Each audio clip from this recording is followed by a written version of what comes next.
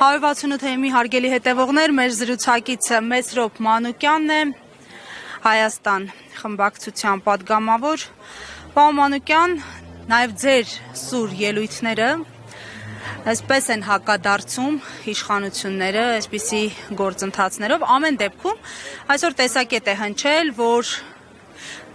ձեր խոսույթը սրան միայն ժամանակ, երբ տեղեկանում եք, որ ձեր առնչվող իրավական, այսպես ասած, գործընթացներ կան, ՔՊ-ից ինչ-որ падգամավոր է այս մասին նշել։ Ինչ են փորձում սրանով արդարացնել։ Նախ սուտ են խոսում, որ տենց բան են ասում, ամենայն պատասխանատվությամբ ասում են, որովհետև շուրջ 3 տարի անընդմեջ խոսում եմ իրենց կոռուպցիաներից, ուղիղ ցույց եմ տալիս, ինչ կոռուպցիայի մեջ են, ինչ թալանի մեջ են, եւ ոչ մի ընթացք չի ստանում այդ ամբողջ process-ը։ Այդ առաջինը ֆիքսենք, որ դա տենց չի։ Երկրորդը որ կա, մենք բոլորս ընդդիմադիր դաշտում գործող քաղաքական գործիչները լավ գիտակցում են, որ բոլորի վրա էլ աշխատում են։ Իսկ բոլորի վրա անընդհատ գիշեր ու ցերեկ, իսկ բոլոր ուժային կառույցները իրենց բան ու գործը թողած, օպերատիվ ծառայությունը թողած, տեսնում եք ինչքան սպանություն է լինում, կամ թմրամոլության մակարդակը, կամ հանցավորության մակարդակն ինչքան է, իրանք աշխատում են ընդդիմադիրների ուղղությամբ։ Եվ իրանք հենց զգում են, որ ինչ որ մի հատ կեղտոտ բան պիտի անեն, դրանից հետո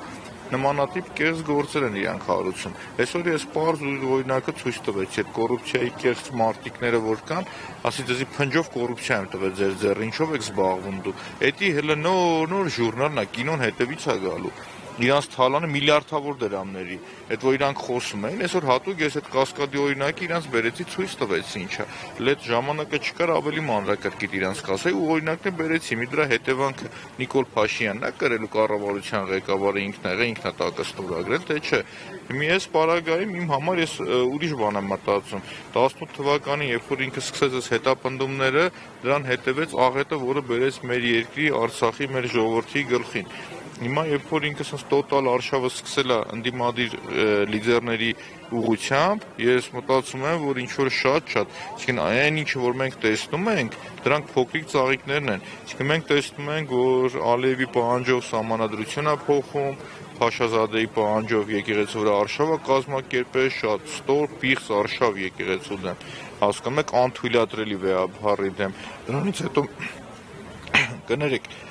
տեսնում ենք, որ արդեն հստակ մեր տարածքները կտրում, մաս-մասանում բաժանում է, որովհետև մի քանի տարի առաջ ասում էր, որ չկա դրա իրավական հիմքը, ինչ անկլավ, ինչ Տիգրանաշեն, ինչ մյուս խնդիրները, բայց այսօր հակառակն ենք մենք տեսնում։ Տեսնում ենք, որ ինքը ոնց որ Ալիևի խոսույթով առաջնորդվի առաջ։ Դրան գումարած հաջորդիվ լինելու է ատոմականի փակման պահանջը, դրանից հետո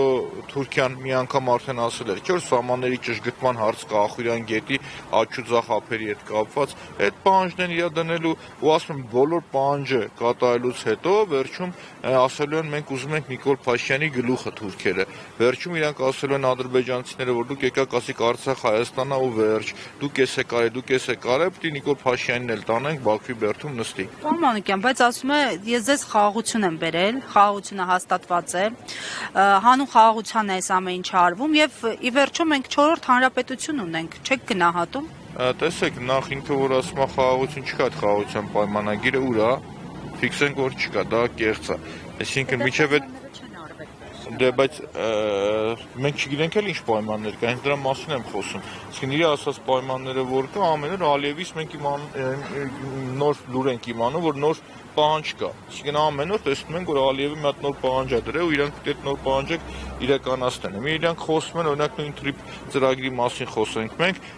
Պարսկաստանի կողմից իրանք բացաստիճան գեներալիտետը խոսում է, որ մենք դա չենք հանդուրժելու։ Մենք տեսնում ենք, չէ՞, ինքը Պարսի ծոցում Պարսկաստանն ինչ անում։ Ձեր կարծիքով հանդուրժելու է այստեղ, այսինքն դու Պարսկաստանի շահերը ոտնահարում ես, քո բնական մյուս դաշնակիցների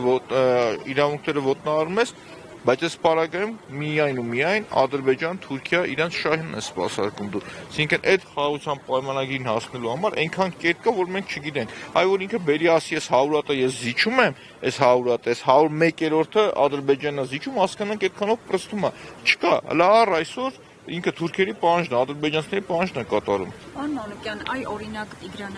զիջման մասին հայտարարվեց արդեն նշվեց, որ հայկական տարածք չէ ուղիղ տեքստով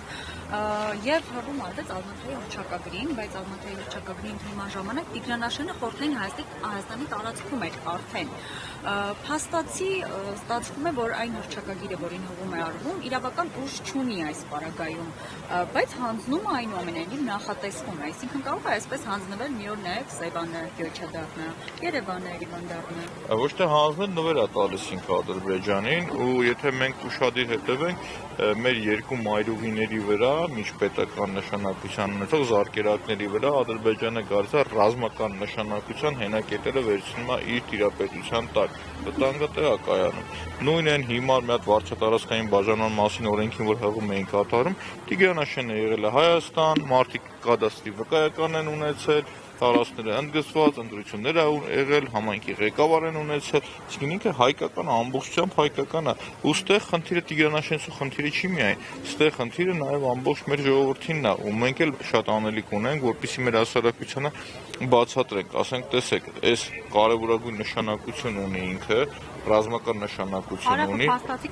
Միանշանակ կտրվում է, ստեղ այդ խնդիրն է, վտանգը այդ է։ Ու նորից գալիս ենք այնան, որ ինչ որ շատ վտանգավոր ու չերևացող պահանջներ կա, որը պատրաստվում է իրականացնել։ Դրա համար առաջինը Նիկոլ Փաշինյանը ուզում է վախի մթնոլորտ ձևավորի, այսինքն ինքը փորձելով երկրորդ նախագահին կալանքի տանելով անհասկանալի, իրոք անհասկանալի է, որտեղ կառավարության բոլոր որոշումները ժամանակաշրջանին վավերացրել է հանրապետության նախագահան։ Այսինքն ցանկացած հետևից, բայց մնացած կառավարությունն ինչ արել։ Մի մարդ պետք է դներ բոլորը ուսումնասիրեր, գնար չափագրեր, բերեր, ասել, աբսուրդ է, պրոստո աբսուրդ է, էլի։ Հասկանում եք, շատ աբսուրդ, որը ինչ հարց տվեցի կներեք։ Ընդհանուր ինքն է, ասում եք, պայմանները չի կատարվել, բայց այս այսի 4-րդ հանրապետություն է եկել եւ խաղաղություն է բերել։ Չկեղծ է, ինչ 4-րդ հանրապետություն, տենց որ իրանք որոշել են 4, չեմ հավատում, չկա տենց 4-րդ հանրապետություն, ասում կեղծ է։ Իրանք երբ որ տեսեք 3-րդ հանրապետությունը որ ասում ենք, մենք բացատրում